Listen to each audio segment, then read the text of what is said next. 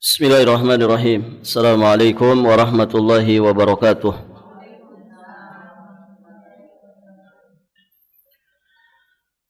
Alhamdulillahi rabbil alamin. Wabihi nasta'in ala umuri dunya wad din. Wassalatu wassalamu ala ashrafil anbiya wa imamil mursalin. Nabiyyina Muhammadin alaihi afdalus salati wa atammut taslim. وعلى آله وأصحابه أجمعين وسلم تسليما مزيدا إلى يوم الدين ثم أما بعد اللهم إنا نسألك علما نافعا ورزقا طيبا وعملا متقبلا يا حي يا قيوم برحمتك نستغيث أصلح لنا شأننا كله ولا تكلنا إلى أنفسنا طرفة عين. Para hadirin akhwat wa ummahat fillah rahimani wa rahimakumullah. Berikutnya kita akan membahas ayat ke-14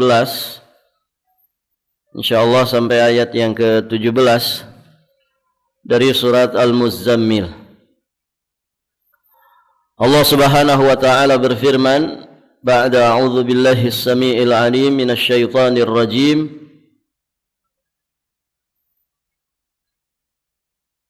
Yawma tarjuful ardu wal jibalu wa kanatil jibalu kathiban mahila. Artinya pada hari bumi dan gunung-gunung bergoncangan dan menjadilah gunung-gunung itu tumpukan-tumpukan pasir yang berterbangan. Inna arsalna ilaikum rasulan syahidan alaikum kama arsalna ila fir'auna rasula. Sesungguhnya kami telah mengutus kepada kamu, wahai orang-orang kafir Mekah. Kami telah mengutus kepadamu seorang rasul yang menjadi saksi terhadapmu, sebagaimana kami telah mengutus dahulu seorang rasul kepada Fir'aun. Fa'asa Fir'aunur rasulah fa'akhadnahu akhdaw wabila. Maka Fir'aun mendurhakai rasul itu, lalu kami siksa dia dengan siksaan yang berat. Fakaifa tattaquna in kafartum yawman yaj'alul wildana shiba. Maka bagaimanakah kamu akan dapat memelihara, menjaga dirimu jika kamu tetap kafir terhadap hari yang menjadikan anak-anak beruban. Baik ibu-ibu yang dirahmati Allah, di ayat yang ke-14 Allah Subhanahu wa taala berfirman yang artinya pada hari bumi dan gunung-gunung bergoncangan dan menjadilah gunung-gunung itu tumpukan-tumpukan pasir yang berterbangan. Ayat ini menerangkan betapa dahsyatnya gambaran dari huru-hara hari kiamat, yang pada saat itulah orang-orang kafir, orang-orang yang mendustakan kebenaran, mereka akan disiksa oleh Allah Subhanahu wa taala. Nah, gambaran dahsyatnya kiamat disebutkan oleh Allah, tarjuful ardu wal jibal. Bumi berguncang sekeras-kerasnya. Ar-rajf. Ya, guncangan yang sangat dahsyat. Juga disebutkan di ayat-ayat yang lainnya, di antaranya di surat Az-Zalzalah, idza zulzilatil ardu zilzalaha. Apabila bumi diguncangkan dengan guncangan yang sangat dahsyat. Tentu guncangan bumi ini akan sangat berdampak. Wa akhrajatil ardu athqalaha, dan bumi mengeluarkan beban-beban berat yang dikandungnya, termuntahkan apa yang terkandung di dalam perut bumi.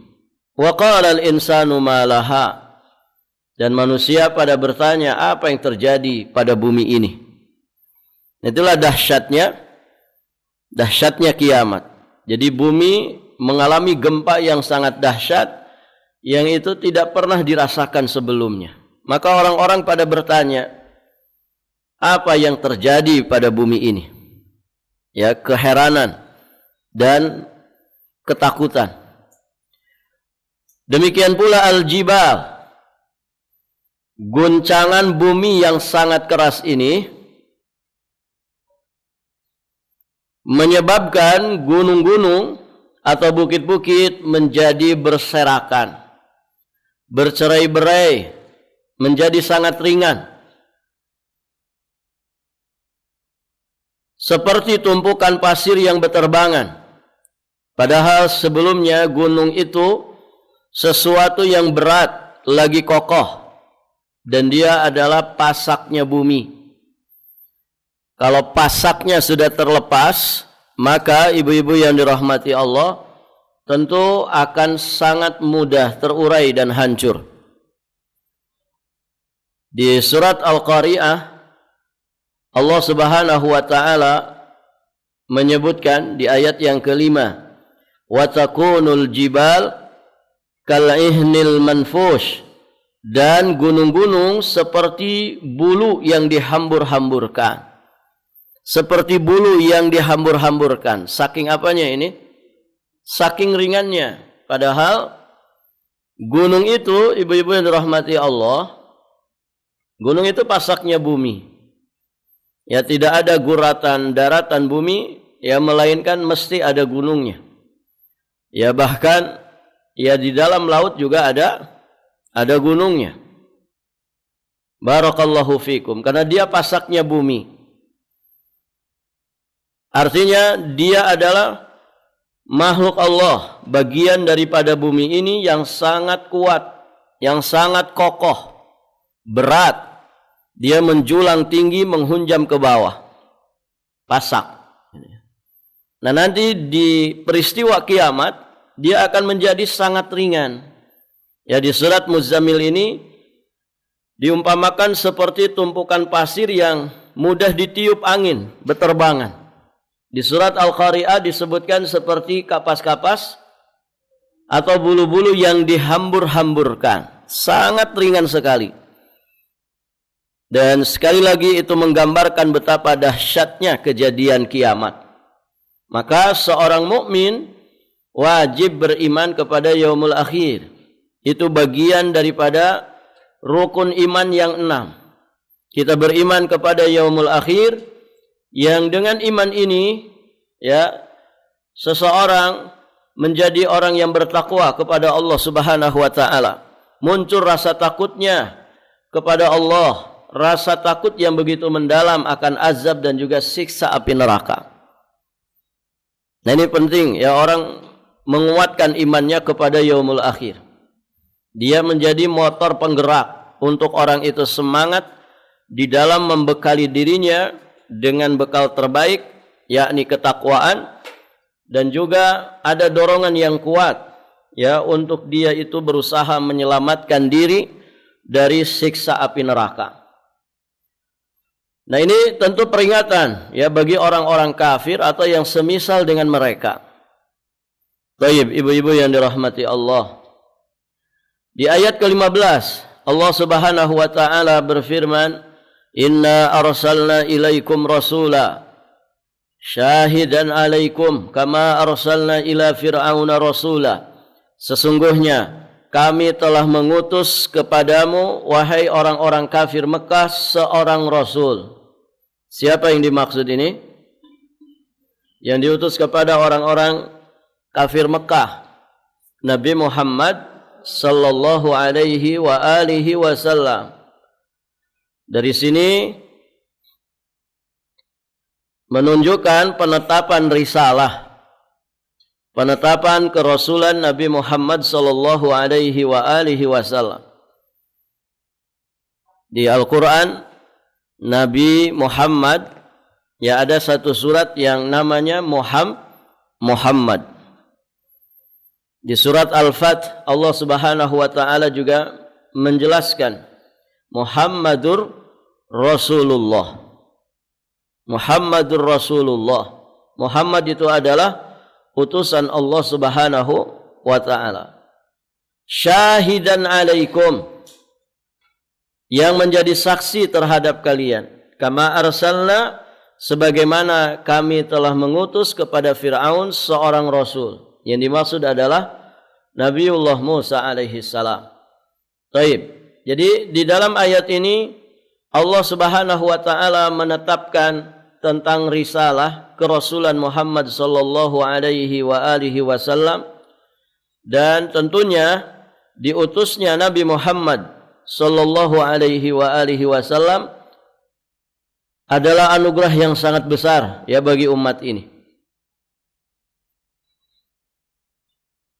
Termasuk nikmat yang wajib disyukuri, termasuk nikmat yang sangat besar adalah diutusnya Nabi Muhammad sallallahu alaihi wa alihi wasallam ya sebagai sayyidul anbiya wa imamil mursalin. Ya beliau rasul yang rahmatan lil alamin, rasul akhir zaman ya untuk sekalian umat. Beliau nabi dan rasul yang menjadi penghulu ulul azmi minar rusul. Maqam beliau dunia dan juga akhirat adalah maqam mahmud, maqam yang sangat terpuji di sisi Allah Subhanahu wa taala, kemudian di hadapan seluruh para nabi dan rasul, di hadapan masing-masing umat dari seluruh para nabi dan rasul. Maka ini anugerah yang sangat besar. Ya, terlebih kita sebagai umatnya. Kita ini ibu tidak pernah meminta kepada Allah ya supaya Nabi dan Rasul kita Nabi Muhammad, Allah yang kemudian menganugerahkannya kepada kita. Ya, kita dilahirkan di akhir zaman yang Nabi dan Rasulnya adalah Muhammad. Kita tidak lahir di masa Nabi Adam, kita tidak lahir di masa Nabi Musa, Nabi Ibrahim, tapi kita lahir di satu masa yang Nabi dan Rasulnya adalah Muhammad sallallahu alaihi wa alihi wasallam. Maka ini anugerah yang sangat besar. Di surat Ali Imran 164 Allah Subhanahu wa taala berfirman, laqad manallahu 'alal mu'minin idz ba'atsa fihim rasulan min anfusihim yatlu 'alaihim ayatihi wa yuzakkihim wa yu'allimuhumul kitaba wal hikmah wa in kanu min qablu lafi dhalalim mubin. Allah berfirman, sungguh Allah telah memberi karunia kepada orang-orang beriman. Minnah, minallah, anugerah yang begitu besar dari Allah untuk orang-orang beriman. Apa itu? Idz ba'atsa fihim rasulan. Yakni ketika Allah Subhanahu wa taala mengutus kepada mereka seorang rasul, yakni Muhammad sallallahu alaihi wa alihi wasallam. Diutus oleh Allah Subhanahu wa taala ke tengah-tengah mereka dari kalangan mereka sendiri. Apa yang kemudian dibawa oleh Nabi Muhammad ini? Tugas, amanah, visi dan misinya. Yatlu alaihim ayatihi, membacakan kepada mereka ayat-ayat Allah, mensucikan jiwa mereka, mengajarkan kepada mereka Al-Quran dan juga Al-Hikmah yakni sunnah, meskipun sebelumnya mereka itu benar-benar dalam kesesatan yang nyata. Inilah anugerah yang begitu besar. Maka perhatikan ibu-ibu yang dirahmati Allah, orang yang mendapatkan apa yang disampaikan oleh Nabi SAW sebagai bimbingan dan petunjuk, maka dia sejatinya mendapatkan anugerah yang besar. Ketika dia misalkan mendengarkan ayat-ayat Allah dibacakan, ketika dia mendapatkan siraman rohani yang kemudian mensucikan jiwanya, ketika dia mendapatkan pelajaran dari Al-Quran Al-Karim, mendapatkan ibrah dari hikmah, sunnah, maka itu semua akan menjadi pengantar kepada hidayah, dan dia akhirnya selamat dari ghiwayah, selamat dari penyimpangan, selamat dari dhalalah, ya, dari kesesatan. Ini nikmat yang sangat besar. Ya, ibu-ibu yang dirahmati Allah Subhanahu wa taala. Khairun minad dunya wa ma fiha. Itu semua lebih baik daripada dunia dan seisinya. Ibu tahu kalau orang mendapatkan ilmu syar'i, maka dia berarti mendapatkan warisan Nabi. Ibu senang warisan, Bu? Masya Allah, dinanti-nanti itu warisan tuh. Ya. Orang tuanya belum meninggal saja sudah dipesan-pesanin. Gitu ya. Barakallahu fiikum. Ya. Kalau warisan dunia, banyak orang yang luar biasa, rebutan warisan dunia. Tapi coba ketika warisan Nabi dibagi-bagi, hanya orang-orang yang paham saja, yang mengerti nilai dan harga saja yang mau hadir, kan begitu. Barakallahu fiikum. Apa warisan Nabi, Ibu? Ilmu syar'i. Al-ulama warathatul anbiya. Para nabi itu adalah pewaris al-ulama. Para ulama itu adalah pewarisnya para nabi. Wal anbiya lam yuwarithu dinara wala dirhama. Para nabi itu tidak mewariskan dinar, tidak mewariskan dirham. Enggak ada uang emasnya, enggak ada uang peraknya yang diwariskan. Terus apa yang mereka wariskan? Innama warasul ilma. Yang mereka wariskan itu adalah ilmu. Itulah wahyu yang diturunkan kepada mereka, kemudian diajarkan kepada umatnya, dibacakan, disampaikan, diajarkan, dibimbingkan, bahkan sekaligus juga dicontohkan praktek pengamalannya. Inilah warisan para nabi. Maka kata Nabi, faman akhadhahu faqad akhadha bihadzin wafir. Maka siapa yang mengambilnya, sungguh dia telah mengambil jatah yang banyak, yang lebih baik daripada dunia dan seisinya. Semakin banyak dia mendapatkannya, semakin banyak berarti dia mendapatkan jatah warisan Nabi tersebut. Makanya Allah angkat derajat orang-orang yang berilmu. Yarfa'illahu alladhina amanu minkum walladhina utul ilma darajat. Imam Al-Hasanul Basri alaihi rahmatullah, beliau mengatakan, lababun wahid minal ilmi ata'allamuhu khairun minad dunya wa ma fiha.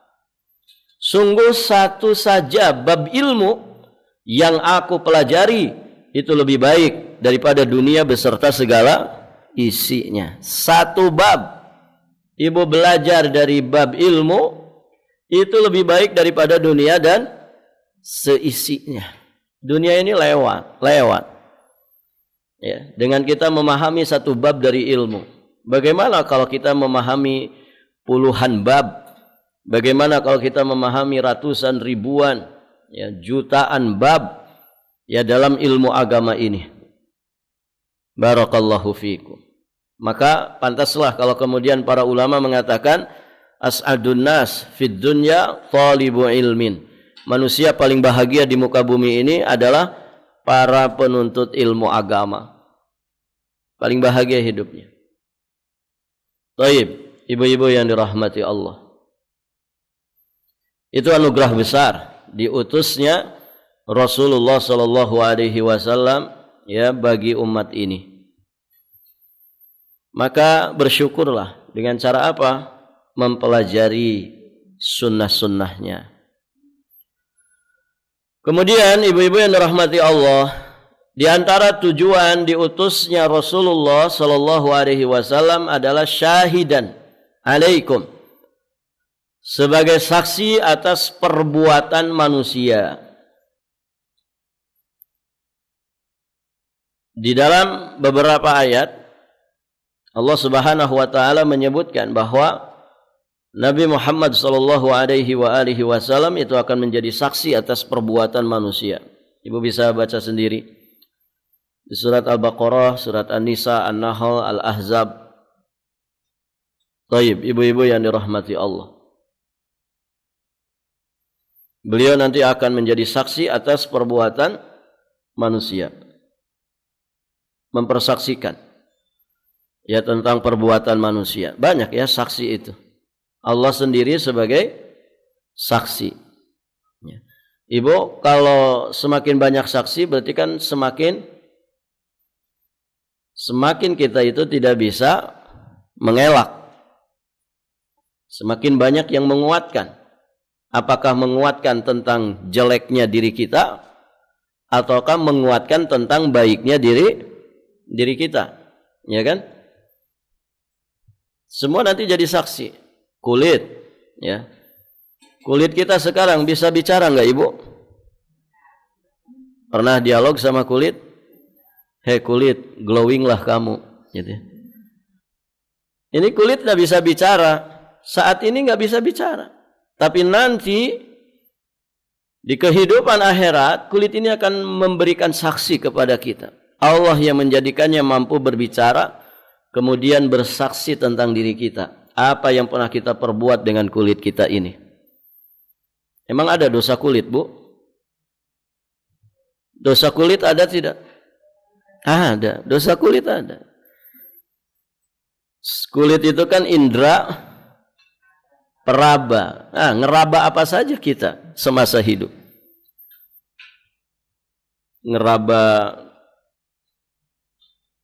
Meraba tangannya suami orang, gitu ya. Ada dosa besar itu kulit, dari kulit. Dosa zina itu kan sentuhan kulit. Coba kalau tidak ada kulit, terasa? Enggak kerasa. Zina bagi para peminatnya itu nikmat luar biasa. Zina. Kenapa dia merasakan nikmat? Karena ada kulitnya. Kalau tidak ada kulitnya dia enggak ngerasa apa-apa. Itu dosa-dosa. Gara-gara kulit. Sentuhan dengan yang bukan mahramnya. Nah ini banyak terjadi. Itu dosa semua. Nah nanti kulit akan bicara tentang itu. Memberikan saksi tentang tingkah laku kita. Ya. Tangan, kaki. Ya sekarang dia tidak bisa bicara ke kita. Ya. Nanti di akhirat dia akan bicara. Bumi yang kita injak, bumi yang kita pijak. Ya. Malaikat, semua akan menjadi saksi tentang diri kita. Artinya mereka ini akan menguatkan tentang kita. Apakah tentang keburukan kita ataukah tentang kebaikan kita.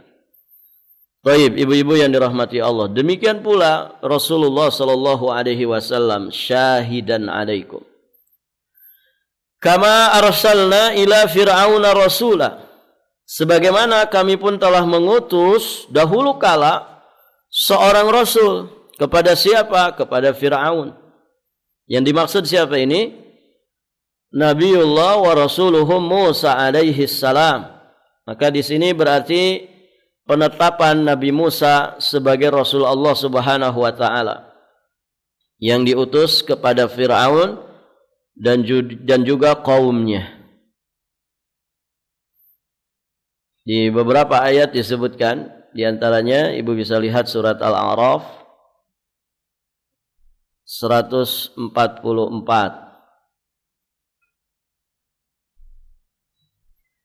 Qala ya Musa inni istafaituka 'alan nasi bi risalati wa bi kalami fakhudh ma ataituka wa kum minasy syakirin. Allah berfirman, wahai Musa, sesungguhnya aku memilih, yakni melebihkan engkau dari manusia yang lain pada masamu. Untuk apa? Birisalati. Birisalati, untuk membawa risalahku, membawa firmanku. Sebab itu berpegang teguhlah kepada apa yang aku berikan kepadamu, dan hendaklah engkau termasuk orang-orang yang bersyukur. Nabi Musa itu termasuk Rasul Allah yang telah Allah pilih, ya untuk membawa misi risalah, membawa misi kerasulan. Nabi Musa alaihi salam juga termasuk Rasul ulul azmi. Rasul ulul azmi. Ada berapa ulul azmi? Ada 5. Nabi Muhammad, Nabi Ibrahim, Nabi Musa, Nabi Isa, dan terakhir Nabi Nuh alaihi salam. Taib, ibu-ibu yang dirahmati Allah. Berikutnya di ayat ke-16 Allah menyampaikan fa'asa fir'aunur rasula fa'akhadnahu akhdan wabila. Maka Fir'aun mendurhakai Rasul itu. Fir'aun mendurhakai Nabiullah Musa alaihi salam. Lalu kami siksa dia dengan siksaan yang berat. Ibu-ibu yang dirahmati Allah, pada ayat ini dijelaskan bahwa Fir'aun telah durhaka kepada Nabi Musa alaihi salam. Berarti membangkang, tidak mau tunduk patuh, tidak mau beriman. Sehingga Allah pun mengazabnya dengan azab yang berat. Akhzan wabila. Azab yang berat. Maka ini berlaku untuk Rasul yang sebelumnya disebutkan. Yakni Nabi Muhammad sallallahu alaihi wasallam. Jadi demikian pula dengan umat ini. Yang Nabi sallallahu alaihi wasallam diutus kepada mereka. Yang Allah sebutkan sebelumnya di ayat ke-15. Jika mereka durhaka kepada Nabi Muhammad sallallahu alaihi wasallam, maka akan bernasib sama dengan Fir'aun. Bahkan kata para ulama, bisa saja azab yang akan mereka terima bisa lebih keras lagi. Kenapa? Karena Nabi Muhammad SAW adalah Rasul yang paling utama. Artinya ibu, kalau fasilitasnya memadai, kalau fasilitasnya kemudian yang terbaik, kok tidak bisa dimanfaatkan dengan sebaik-baiknya? Nah ini tentu urusannya menjadi besar. Begitu ya. Urusannya menjadi besar.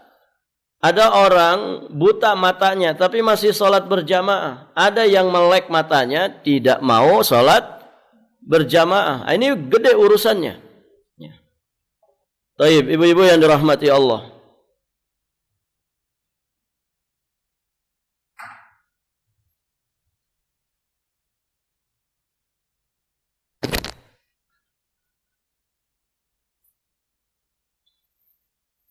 Nabi Muhammad itu Sayyidul Anbiya wa Imamil Mursalin.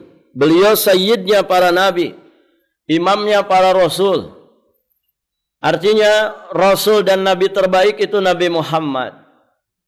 Mukjizat paling besar yang diberikan oleh Allah kepada nabi dan rasul, yang paling besar dan agungnya adalah mukjizat yang diberikan kepada Nabi Muhammad, yakni Al-Qur'anul Karim. Islam yang dibawanya menghapuskan Islam yang dibawa oleh Nabi dan Rasul sebelumnya. Kitab yang dibawanya menghapuskan kitab-kitab yang diturunkan oleh Allah sebelumnya. Ini keistimewaan. Barakallahu fikum. Dan banyak sekali keistimewaan daripada Nabi Muhammad SAW, termasuk keistimewaan dan kelebihan yang Allah anugerahkan kepada umatnya. Ibu, umat ini itu kalau ada yang membangkang tidak dibinasakan secara keseluruhan. Beda dengan umat terdahulu. Kalau kemudian ada yang durhaka, selesai sudah, dimusnahkan. Kebayang ya, umat ini kalau modelnya seperti umat terdahulu, kayaknya sudah enggak sisa ibu ya. Hancur kayaknya Indonesia ini. Jadi negeri-negeri ini hancur. Barakallahu fikum. Ini kasih sayang Allah. Allah berikan kesempatan yang begitu lapang kepada umat ini untuk selalu memperbaiki dirinya. Maka syukuri nikmat memiliki Nabi dan Rasul, yakni Nabi Muhammad SAW, dengan cara kita mempelajari sunnah-sunnahnya. Jangan sampai kita punya nasib yang sama dengan Fir'aun. Waliyadzubillah. Ibu, Fir'aun itu diazab itu dengan 3 azab sekaligus. Di dunia dia diazab, di alam barzah dia diazab, di akhirat juga diazab. Di dunia dengan ditenggelamkan di lautan merah. Ada yang pernah tenggelam, Bu? Kelelap gitu, kelelap. Tapi tidak sampai mati gitu. Di kolam renang misalkan atau di sungai. Ngeri nggak Ibu kelelap itu? Ngeri. Saya alhamdulillah pengalaman waktu masih kecil. Alhamdulillah diselamatkan. Di Balong ya, di Empang. Kolam ikan. Ya nggak enak, kelelap itu nggak enak gitu. Masih kecil nggak bisa renang. Kemudian kolamnya melebihi tinggi badan. Ya bisa renang. Oh sudah nggak karu-karuan. Taib. Bagaimana lagi kalau orang kemudian sampai mati kelelap? Kalau dia mukmin, sebetulnya itu bagian dari syahadah. Kalau dia mukmin, al-gharaq, ya, al-ghariq, orang yang mati tenggelam itu mendapatkan pahala syahid. Tapi kalau dia mukmin, kalau orang mabok sempoyongan di pinggir laut, tiba-tiba nyemplung, tenggelam dia mati, syahid Bu? Tidak, sangit itu. Ya. Mati konyol. Ini bagi orang beriman. Barakallahu fikum. Nah Fir'aun ini tenggelamnya tenggelam yang menjadi azab bagi dirinya. Ibu bisa lihat surat Yunus ayat 90.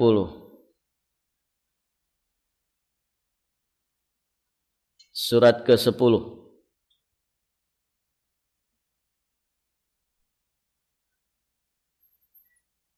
Allah Subhanahu wa taala berfirman,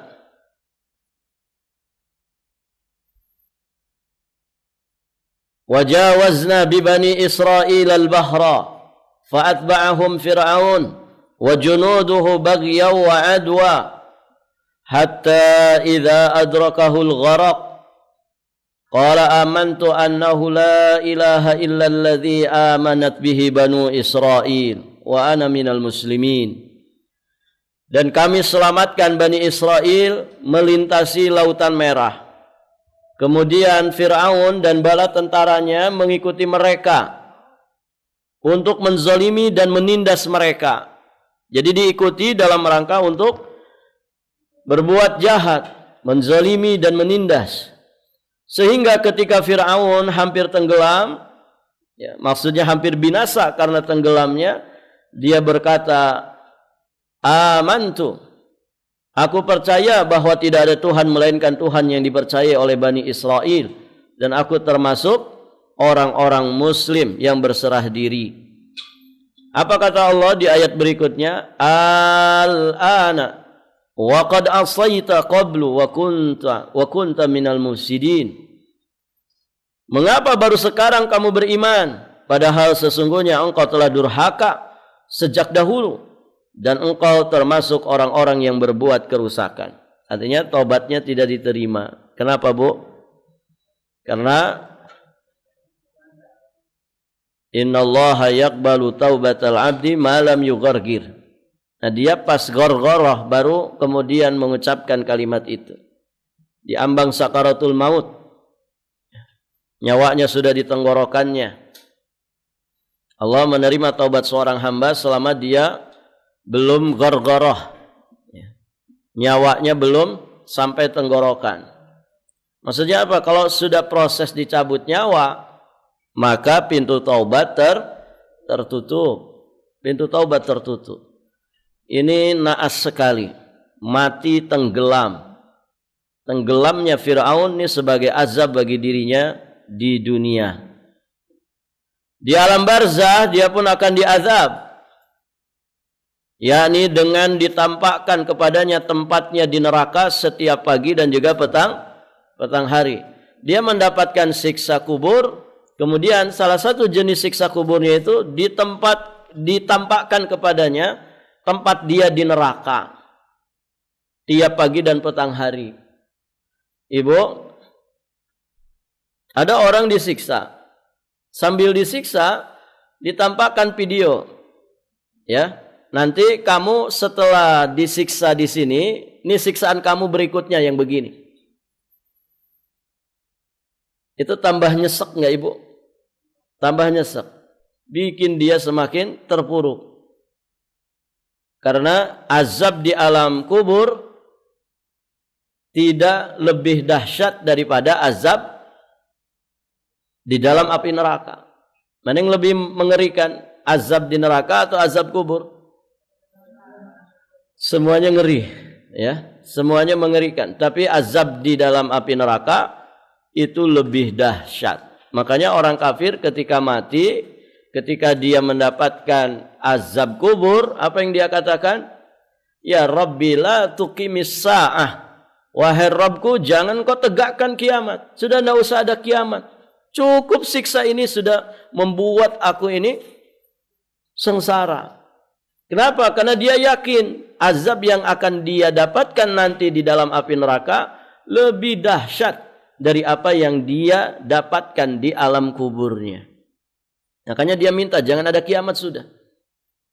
Jangan ada kiamat. Beda dengan orang beriman. Ketika dapat nikmat kubur, dia ingin segera, ya Rabbi aqimis sa'ah, segera tegakkan kiamat ya Allah. Aku ingin kembali kepada keluargaku. Aku ingin mendapatkan nikmat yang lebih lezat daripada yang sekarang ini aku rasakan. Karena seorang mukmin dia yakin nikmat di surga jauh lebih istimewa dibandingkan nikmat kubur yang dia dapatkan. Ibu-ibu yang dirahmati Allah. Nah itu azab bagi Fir'aun di alam barzah. Nanti ada di surat Ghafir ayat 46. Di akhirat dia akan diazab keras di dalam api neraka. Bisa dilihat surat Ghafir, surat Al-Mu'min. Ayat keberapa? 46. Allah Subhanahu wa taala berfirman, "An-naru yu'raduna 'alaiha ghuduwan wa 'ashiyya wa yawma taqumus sa'ah adkhilu ala fir'auna asyaddal 'adzab." Kepada mereka diperlihatkan neraka pada pagi dan petang hari. Maksudnya apa ini? Maksudnya siksa di alam kubur. Diperlihatkan kepada Firaun neraka di waktu pagi dan petang hari saat dia disiksa di alam kubur. Wa yauma taqumus sa'ah, dan pada hari terjadinya kiamat, lalu kepada malaikat diperintahkan, adkhilu ala Fir'aun, masukkanlah Fir'aun dan kaumnya ke dalam azab yang sangat keras. Wal iyadzu billah. Ibu-ibu yang dirahmati Allah, nah itu balasan setimpal yang dirasakan Fir'aun gara-gara tidak mau beriman kepada Allah dan tidak mau beriman kepada Nabi Musa alaihi salam yang diutus kepadanya. Kita lanjut ayat terakhir. Fa kaifa tattaqun in kafartum yawman yaj'alul wildana shiba. Maka bagaimanakah kamu akan dapat memelihara dirimu jika kamu tetap kafir kepada hari yang menjadikan anak-anak beruban? Bagaimana orang itu mau melindungi, menjaga, membentengi dirinya dari siksa api neraka kalau kemudian dia terus-menerus dalam kekufuran? Berarti di sini kekafiran merupakan sebab terbesar seseorang mendapatkan siksa api neraka dan terhalang dari masuk surga. Hati-hati dari dosa kekufuran. Di surat Yasin ayat 63-64 Allah sampaikan, hadhihi jahannam allati kuntum tu'adun islauhal yawma bima kuntum takfurun. Inilah neraka jahanam yang dahulu telah diperingatkan kepadamu, masuklah ke dalamnya pada hari ini karena dahulu kamu kufur mengingkarinya.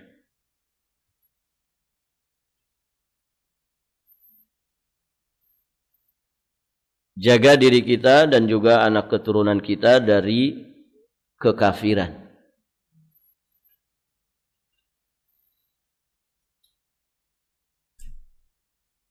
Ibu-ibu yang dirahmati Allah, faedah berikutnya, di ayat 17 ini Allah juga menyebutkan di antara dahsyatnya peristiwa kiamat. Apa itu? Menjadikan anak-anak beruban. Mengapa demikian? Karena saking beratnya tekanan, mengerikannya keadaan yang sangat mencekam. Bayangkanlah berbagai tekanan yang akan dihadapi tiap orang pada hari kiamat. Tekanan itu paling kuat dari semua tekanan yang pernah manusia alami dalam hidupnya. Ibu, tekanan batin, tekanan jiwa itu bisa bikin cepat tua. Ya.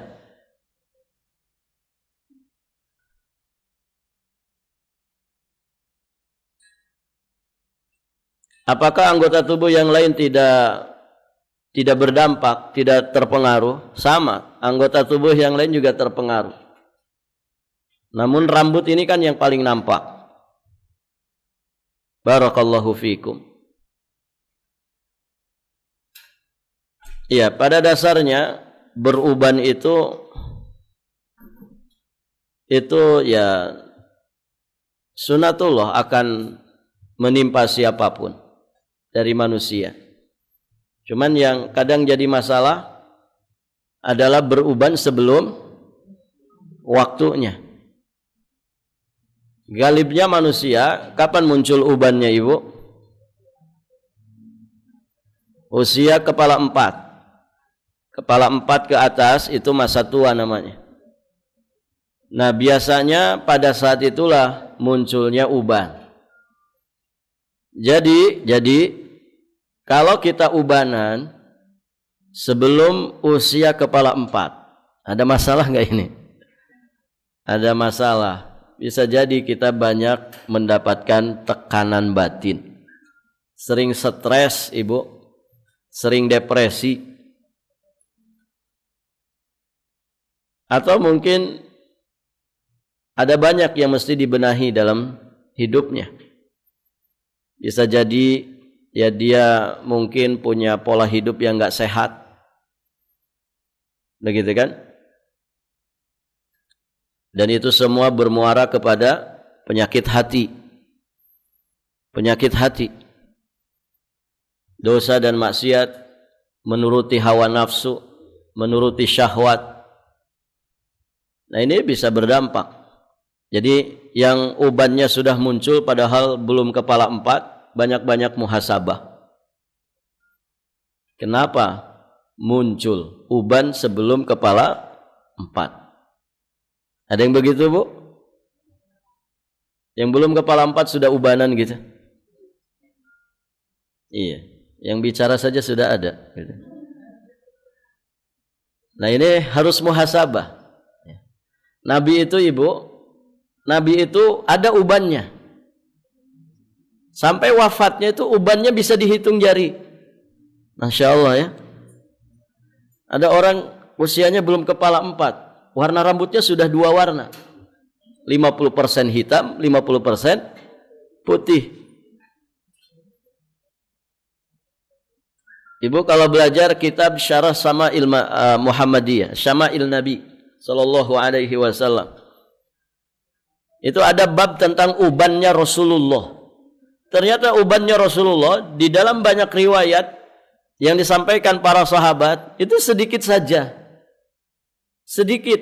Jadi kalau dikumpulkan tuh masih bisa dihitung jari. Ya. beberapa helai di rambut kepalanya, kemudian beberapa helai di jenggotnya. Masya Allah.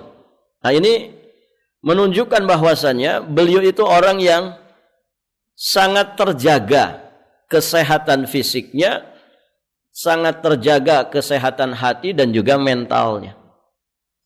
Orang yang paling bagus psikisnya itu Rasulullah. Ya, walaupun beliau dengan beban yang sangat luar biasa, berat, ya beliau menghadapi berbagai macam rintangan, hambatan, cobaan, sandungan, ya di dalam menjalankan misi risalah dan nubuwah.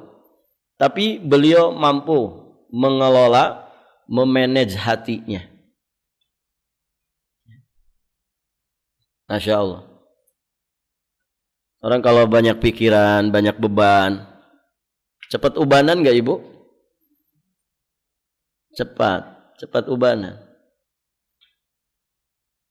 Kenapa akhirat kemudian kiamat digambarkan bahwasanya menjadikan anak-anak itu beruban? Yaitu karena tekanan yang begitu berat, penderitaan, kesengsaraan sangat kuat sekali. Barakallahu fiikum. Makanya ya doa meminta kemudahan kepada Allah itu harus selalu dibaca. Apa doanya, Bu? Rabbi shrahli sadri wa yassirli amri wahlul 'uqdatam min lisani yafqahu qawli wa yassirli amri. Nah itu kalimatnya. Rabbi shrahli sadri, ya Allah lapangkanlah dadaku untuk menerima kebenaran, kebaikan, untuk menerima ketetapan takdir. Orang lapang dada itu bahagia, gitu ya. Jadi ibu, dada kita harus lebar, harus lapang, harus besar. Ustaz, kecil punya saya Ustaz, sayanya kurus. Bukan dadanya yang dilebarin, ya. Maksudnya maknawiyah, hati kita itu harus berjiwa besar, harus lapang dada, ya. Lapang dada itu bukan orang yang suka fitness kemudian bersayap dadanya. Bukan. Orang yang begitu tuh bisa jadi paling sempit hatinya. Ya. Tapi yang dimaksud adalah maknawiyah. Berjiwa besar. Ridho dengan segala ketetapan Allah. Pandai bersyukur. Mampu bersabar. Dan senantiasa tawakal, ridho, taubat kepada Allah. Itu orang yang berjiwa besar. Rabbi shrahli sadri, ya Allah lapangkanlah dadaku. Wa yassirli amri, dan mudahkanlah segala urusanku. Ini doa ibu nggak boleh dilewatkan. Baik kita dalam mencari kebaikan dunia, lebih-lebih kebaikan agama. Kalau bukan karena pertolongan dari Allah, kemudahan dari Allah, tidak bisa. Tidak peduli ibu siapa. Kalau Allah tidak memberikan kemudahan, tidak bisa. Ya. Ada orang mungkin lebih sehat dari kita, tapi sehatnya justru malah semakin menjadikan dia kuat maksiat. Kita yang kadang ringkih, tapi alhamdulillah dengan keringkihan kita ini, Allah Subhanahu wa ta'ala memudahkan kita untuk ibadah, untuk belajar ilmu agama. Ya. Masya Allah. Maka semua itu kemudahan dari Allah. Ibu duduk-duduk kayak gini berat nggak ibu? Aslinya berat nggak? Kalau nurutin hawa nafsu kita, berat. Kata siapa nggak berat? Makanya kan orang tuh mau berangkat talim tuh ada saja gangguannya. Akhirnya terlambat, kadang dijebak macet, ya kadang juga hambatannya suami sendiri. Hari Jumat nah mumpung off, begitu kan? Bekali dulu lah sebelum taklim, gitu ya. Barakallahu fiikum. Ada saja. Maka sampai kemudian orang mampu mewujudkan satu kebaikan, Ini murni taufik dan inayah dari Allah. Bukan karena kita hebat, enggak. Taufik dan inayah dari Allah. Kalau enggak ada taufik dan inayah dari Allah, enggak bisa ibu. Enggak bisa. Sesederhana apapun kebaikan itu. Ya kan? Maka jangan lupa libatkan terus Allah. Minta terus kemudahan. Orang Indonesia kan senang yang mudah-mudah kan ibu? Ya. Semua orang senang yang mudah-mudah. Manusia itu hidupnya mencari yang manfaat, mencari yang bagus, menghindar dari yang jelek. Kan begitu? Itu hidup manusia sudah. Cari untung, menghindar dari rugi. Cari sehat, menghindar dari sakit. Cari mudah, menghindar dari yang susah. Itu hidup manusia begitu. Semuanya begitu. Mau yang mukminnya, mau yang kafirnya. Modelnya sama semuanya. Cari bahagia, menghindar dari sengsara. Begitu. Cari enak, menghindar dari yang tidak enak. Itu hidup manusia. Nah, kalau bukan karena taufik dan inayah Allah, tidak bisa. Tidak akan bisa. Makanya terus berdoa, meminta kemudahan kepada Allah. Wa yassir li amri. Atau juga ada doa apa doanya yang lain? Allahumma la sahla illa ma ja'altahu sahla wa anta taj'alul hazna idza syi'ta sahla. Ini juga doa meminta kemudahan. Ya Allah, tidak ada kemudahan kecuali apa yang Engkau jadikan itu mudah. Engkaulah yang kuasa untuk menjadikan kesedihan itu terasa menjadi mudah jika Engkau berkehendak. Begitu. Hidup ini beban. Kita ini mukallaf, manusia yang dibebani oleh syariat, perintah dan larangan. Namanya mukallaf, ya. Kallafa yukallifu itu kan artinya taklif. Taklif itu beban. Beban itu berarti ada bobotnya. Berat beban itu. Maka ibu yang dirahmati Allah, teruslah meminta kemudahan kepada Allah. Meminta kemudahan kepada Allah. Ada juga doa, Ya Hayyu Ya Qayyum, birahmatika nastaghith, birahmatika astaghith, aslih li sya'ni kullahu, wala takilni ila nafsi tarfata ain. Di penghujung doa ini, wala takilni ila nafsi, janganlah engkau memasrahkan kepada diriku semua urusanku. Tarfata ain, walaupun sekejap mata. Tidak ada yang mampu walaupun sekejap mata. Ya, ibu bisa ngicep itu karena kita memang punya kemampuan atau Allah yang memberi kemampuan. Ibu pada bisa ngicep? Apa ngicep itu? Berkedip, mata berkedip, ya. Tarfata ain, walaupun sekejap mata. Ya. Pada bisa berkedip, Bu? Bisa. Siapa yang membuat kita bisa berkedip? Allah. Ya. Ada orang waktu subuh nggak bisa berkedip matanya. Ada nggak? Di waktu subuh ada orang yang nggak bisa berkedip matanya. Ada, Bu? Banyak. Loh, Ustadz kok tahu? Iya, di masjid kok itu aja orang yang datang ke masjid sholat subuh. Ya, yang sholat subuh kan alhamdulillah bisa berkedip itu. Yang datang sholat subuh berjamaah dia bisa berkedip. Nah, orang yang nggak sholat subuh berarti nggak bisa berkedip. Terus siapa yang menjadikan dia bisa berkedip? Allah. Makanya doa bangun tidur apa? Alhamdulillah alladzi ahyana ba'da ma amatana wa ilaihin nusyur. Allah yang telah menghidupkan kita setelah sebelumnya mati. Sehingga kita memuji Allah. Ini berkedip, ini nikmat. Orang di waktu subuh bisa berkedip matanya, nikmat. Banyak orang nggak bisa berkedip. Maksudnya apa, Bu? Masih tidur, ngorok. Berat sekali itu buka kelopak matanya. Boro-boro berkedip, sekedar buka saja berat. Emang berapa kilo kelopak mata kita ini, Bu? Ibu yang ngantuk, Bu? Ibu yang tidur ada? Buka, Bu. Kelopak matanya dibuka. Gampang kan buka kelopak mata itu? Berapa kilo kelopak mata kita ini? Kok begitu beratnya?